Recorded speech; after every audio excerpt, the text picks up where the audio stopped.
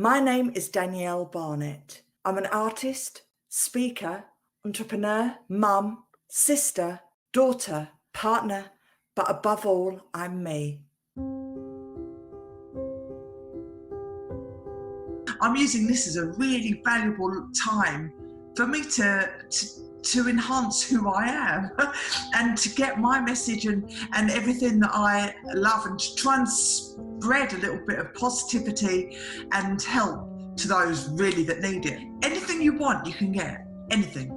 So my love of singing was almost battered down at school, battered down by my music teacher, but I was a songwriter as well. And he wouldn't even let me sing my own songs that I wrote in assemblies. He made someone else sing them. He didn't want me to sing. So obviously, me being me, I left school, or I got asked to leave from my school, and I went to become a singer because I could prove to the whole world that I could do it. There was one night that I was in a nightclub, and there was a PA on stage, and it was the singer Strike, and it was a 90s singer, and her band name was called Strike, and it was a song called You Sure Do. And I remember going into the club and seeing this vibrant, vivacious woman with a big feather boa on stage just singing this song, and I was like mesmerised by her. And I was only young, you know, and I was like, my gosh, I want to be you. I want to be you. And that was the point that I set my goal. That was my vision. I was going to be her. I was going to do what she did. And the irony is that after all these years, I've been working with her, alongside her. You know, she is doing what I do. So,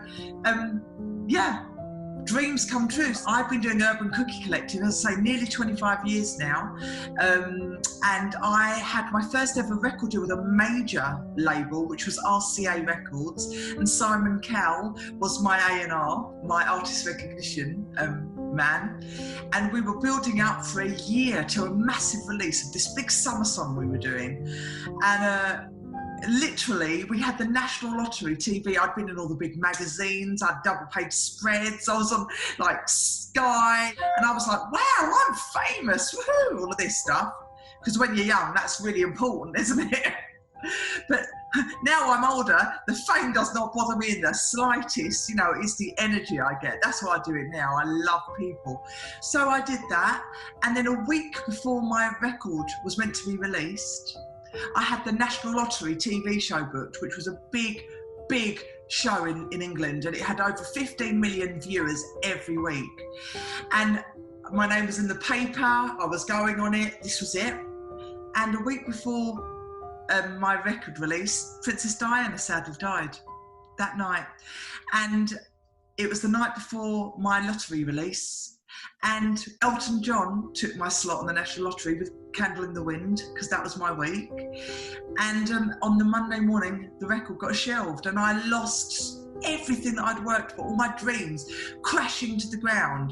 And I didn't know who I was anymore, because I was like, everything that I believed, everything that I wanted, it was just gone. Like in the blink of an eye, completely out of my own control. And I was floored. I didn't know what to do. I thought to myself, I never want anyone to feel like how I feel right now. Never. And so that was my motivation, and it led me into management, and I started to manage bands. At the same time, I'd been offered to front Urban Cookie Collective, because my producer for my Simon Cowell record was the writer for The Key, The Secret. I've got the key, I've got the secret. And when you're doing that famous song that everyone knows, that they're singing it along with you, and there is no other feeling comparable to that, because we are all 15,000 people and me on one energy, and that energy is just electric and love, and it's a fabulous feeling. You're just up, and to be with the crowd that size and to have that connection is a truly magical thing. It's a very truly magical thing. Public speaker, motivational speaker as well. So I have that connection as well. I travel all around the world and I do my talks, and yet again, I have that connection with people. So it's just sharing my story and just helping people to realise that everything's possible for them. And that connection, even on a one-to-one level as well, when I do my therapy and when I do when I help people to get to where they want to be, because they do it themselves, obviously, and I get that reaction. I can see the look in their eyes, and I can see their whole persona and their whole bodies just changes from protection, you know, like fear, into openness. That is the same magical feeling as what I get in front of 15,000 people, because it's my heart and it connects with my heart. So both are so important to me. They're the same connection, just in different ways. Really, if I'm not going on my flow and I'm doing something that doesn't feel right to me, then I'm fearful, because I'm detracting to my path in life. And if I fight it, it's never a good outcome. I have to listen to my guide, to myself and to my soul. I have to listen to my flow. Connection to me is the most powerful thing in the entire world. Connection and love. Because without those two things, to me, there wouldn't be a point to my life. It's to give people a way to move forward and to not be stuck in a place where they feel they can't move forward. Because life does throw the most incredible things at you, and also the most painful things and troubling things at you at the most times that you don't expect it. You know, just when you think that you're going with the flow, something can happen and change your direction. And the thing is, it's to be open to what is around us and to notice the little signs and the little things, because they're the important things, they're the big things. Because if you zoom out on a situation and you look into it, you think to yourself, is this going to be important in a year's time?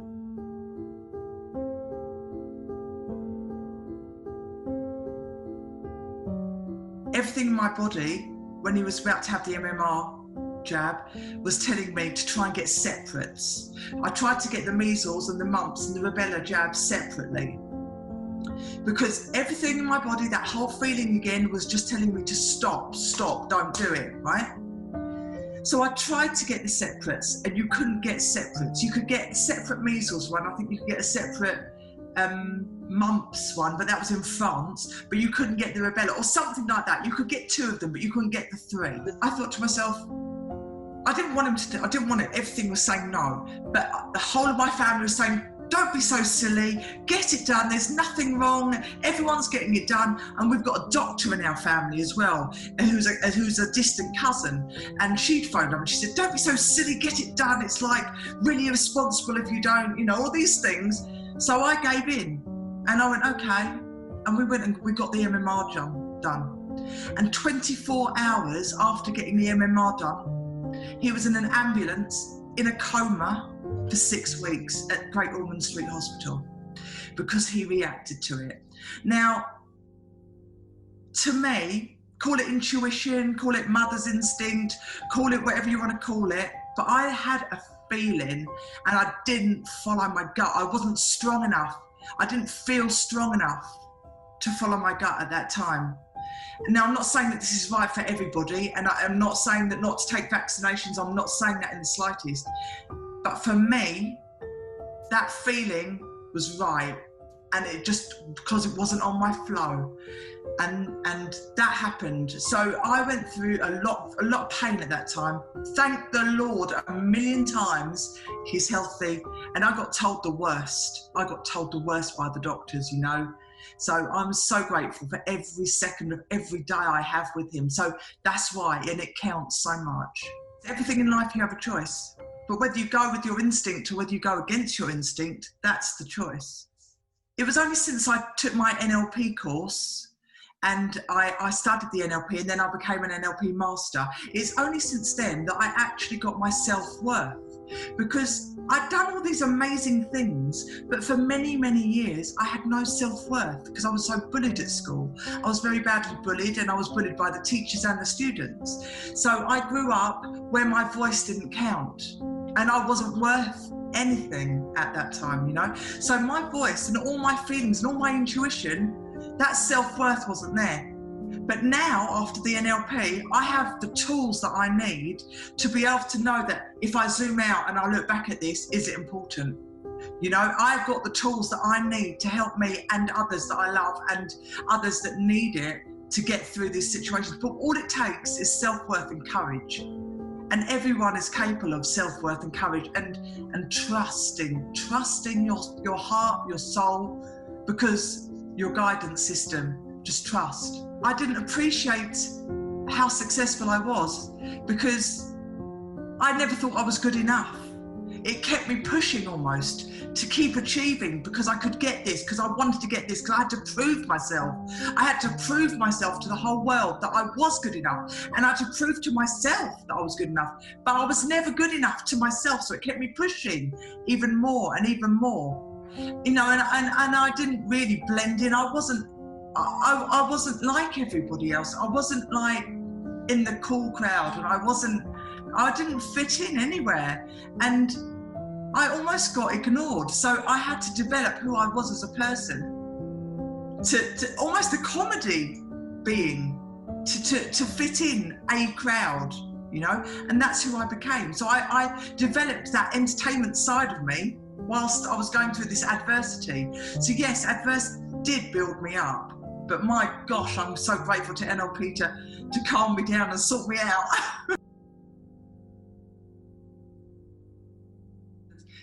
I got to the point where my body started like really failing, as in like I have hypothyroidism, which is autoimmune, and I've got Hashimoto's, which is an autoimmune condition, and my thyroid, everything that I was doing, my singing and my speaking, it causes other problems in your body as well, these things. And everything that I was doing when I was singing and speaking, it was like razor blades on my throat. It was awful. And all this time I was giving out love, trying to heal the world, but there was no love for myself. And it got to the point where I thought I was so drained, physically, mentally, spiritually, the whole lot, that I had to find myself. And so when my son was 1 year old, his dad left me a week before his first birthday. And that firstly put me on a path to where I became, you know, who I was again and who I loved again. And I really took the time to get better, like heal spiritually and emotionally. And then obviously the MMR happened the year later. But when Ethan, God bless him, was lying in that hospital bed and I was sitting side by side with his dad around the bed and I'm looking at him, I realised that this wasn't about me, this was about Ethan. And at that point I let it all go. I let it go, and I realised that he loved Ethan, I loved Ethan. That was the connection. And at that point, nothing else mattered, just nothing else mattered. So that did me the biggest favour, really. So I let it all go. I started doing some charity work in Bulgaria with orphanages, and we took the orphans on holiday for a couple of weeks in Bulgaria, and it was a wonderful experience. And I was healing people all the time, and I started looking at volunteering with Great Ormond Street Hospital. I went through that, and all of this time I was feeling drained. So I thought I need the tools to stop feeling drained so I can do what I do, but like with something to help me too. And that's when I found NLP, and that's when I learned NLP. Trust your inner self, and if you are struggling with patterns in life, fix them, because everything just falls into place then. There's absolutely no need to struggle. There's no need to struggle, because everything that we do is based on past experiences and past traumas. So have the courage to ask for help, have the courage to dig deep and trust your root, to have the courage to go back and fix it. Fix yourself, fix that trauma, and move forward, because everything is possible. Everything is possible. It's a goal and a challenge, and seeing the bigger picture and knowing that without doing these steps, I can't get to that picture. So it's not even something it's not even something that's thought about really. It's the fact that this needs to be done. And it's okay if it's done tomorrow, if I'm not feeling it today, but this needs to be done to get to that stepping stones. You have to climb the ladder to get to the top. You have to climb the mountain to get those views. And that's what I do, step by step by step by step. Because if you look at that mountain and you think you're climbing up that mountain, it's too much. You can't even look at it like that because it's just too much. If I've got the vision, I'll be guided to the right path anyway. And then I'll know what I need to do to get to that path. I can't get to there without doing A, B, C or D, because it's not going to come to me. I have to go to it. But I will be guided on my route. My main thing in life is I've never ever done anything that I don't really truly believe in. And even to the point that we created a couple of years ago, maybe 7 years, we did a new, myself and my business partner at the time, did a new technology that we launched. We got Coldplay were using it for their last album. I had all these massive stars. I met Stevie Wonder. All of these amazing people were using our technology or met us and used our technology, tried it or whatever. Had all of these global reviews. And it got to the point where we actually went on Dragon's Den, which is a British TV show. It was the perfect cable. That's what we invented. For 10 years, we invented this. 10 years on a journey. We got a couple of investments along the route. Dragon's Den, we realised that there was no market for the price point where it would be. There would have been a market, but not a big enough market. It wasn't mainstream. And what they needed to do was to lower the cost of it to make it a mass market. And at that point, I didn't want to do it anymore because it wasn't about the millions and millions of pounds for me. It wasn't about that. It was about what we had created, what we achieved. And so at that point, I let it all go. And I felt so much better because I was living in a world that I didn't fit in again. That whole thing with the whole body, you know, feeling that stress on the body. But as soon as I decided, if there's no market for what we're doing, what can we do? That's it, let it go. Yeah. And I felt good. So that's what I mean. I don't do anything anymore. Or not, I don't think I've ever done anything that I don't feel good about. I just don't. I just won't do it.